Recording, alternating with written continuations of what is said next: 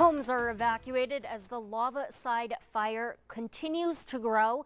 Good evening and thanks for joining us. I'm Rachel Fabi, filling in for Bree Clark. We want to start by showing you exactly where this fire is burning. Take a look at the map. It started 4 miles west of Firth.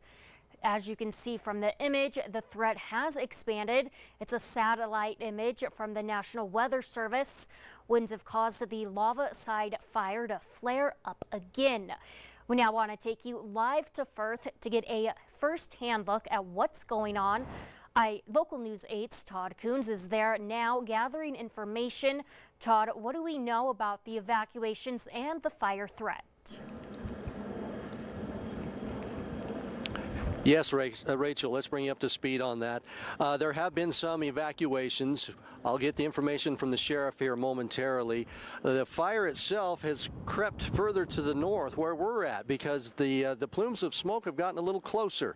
The latest information, this double field, there's a pivot line that goes right along this strand of cottonwood trees, and the farmer has moved the pivot line away from the trees and has offered to turn on the water. He's got the water on here, and it's just started here in just the last couple minutes.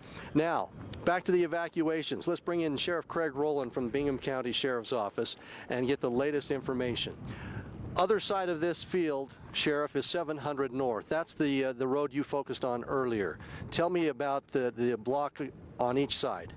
So you have 700 North off of 91, goes dead ends at the river. And then 550 East is a cutoff road, so we've blocked both those roads off. We're not letting anybody back in. We've asked everybody that lives on those properties to evacuate. We obviously have some that didn't. But that's kind of where we're at right now is once the fire is past 700 North, we'll let people go back in there, but it's going to be a while. It's burning on both sides of the river. Where are these people evacuating to? To the A.J. Johnson School in Firth. It's on the other side of Highway 91, so it's well away from the fire. Okay, BLM is in charge of this because it is federal, and we can hear that plane flying over. We think that's BLM plane checking things out. There's also the helicopter doing water drops, but with them in charge, area fire departments are here helping. Who is helping? So we have fire departments all the way from Chubbuck to Rexburg that are helping out. Everyone in between, Rigby, Blackfoot, Shelley Firth, everybody's helping them out. The last acreage? 550 acres. 550. Burning this direction, the biggest thing we've noticed, it's really smoky at times, and then it's not too bad where we stand. Windy at times, and then no wind. It's crazy down here. It is crazy down here. There's no way to tell. I mean, I feel bad for the firefighters because they just about the second they think they've got it out, the wind gusts and it just flares right back up. So it's just real difficult on them. And we can see that as the smoke changes too. It won't be too bad at times, and the helicopter's doing great work, I'm sure. And then all of a sudden there's this dark plume that just sprouts up here and there. Yeah, when we first got here, the smoke was actually blowing in our face, and now, as you can see, it's kind of shifted to the west and has gotten out of here a little bit, so it's nice for us, but I feel bad for the firefighters. Okay, we'll let you get back to what you need to do there. That's the latest from here. We'll get an update from Michael on those winds and the forecast. Rachel, I'll send things back to you. I'll take it, Todd. Thank you. We have been dealing with the winds out of the northeast yesterday. And then with the cold front out of Montana, we've been seeing those winds shifting to the south and the southwest. And this is because we have this cold front that's just kind of draping itself over the Continental Divide for tonight and tomorrow. But the cold front is stalling. It's not going to move further south. It's going to actually head to the east. So because that cold front really isn't targeting eastern Idaho and it's coming at us with full force, that's why the winds have been off and on. They've been a little bit erratic. But the general wind direction tonight, this evening, is winds out of the southwest. Now, once we get past midnight, winds are expected to lighten up. They're going to start to shift direction a little bit to the north after sunset. So again, that's going to change things for the firefighting efforts.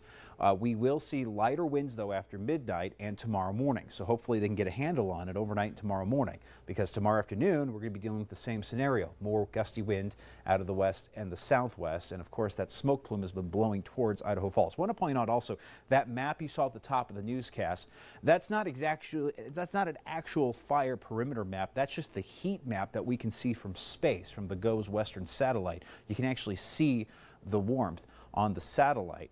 And so we have that fire and plus the plume of smoke being detected with weather equipment. This is the Viper radar picking up on that smoke plume, which of course is getting pushed closer towards Firth, Basalt, up to Shelley, and then further north into Idaho Falls. We can even smell the fire in the upper valley. This is the last check of the wind speeds. They've calmed down just a little bit, but we're still getting the general direction out of the southwest or the west-southwest. It kind of changed direction a little bit here and there, but general wind direction still out of the southwest at about 15 to 20 miles an hour. Those are the sustained wind speeds. Here's the latest wind gust map.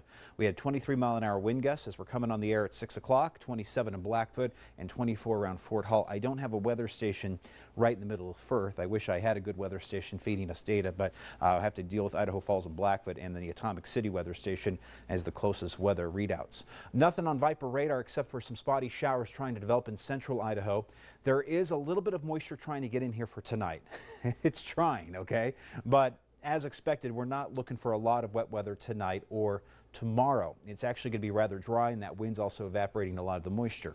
We have some spotty showers. We've got a few clouds getting into the Snake River Plain tonight, and if we do see any moisture over the fire or anywhere in the Snake River Plain, the moisture content's going to be very low in that cloud cover. We're not expected to pull in a lot of wet weather, but we do have wet weather on the way for the weekend. Yeah, things are looking to be a bit on the wet side Saturday afternoon, Sunday, and Monday with showers, rain, snow, thunderstorms. We're going to get a little bit of everything this weekend.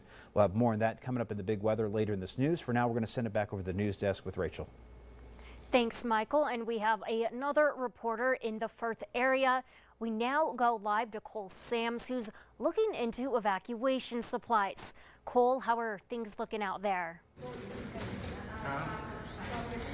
Yeah, Rachel, I'm at A&W Johnson Elementary, and they've organized an evacuation site for this fire.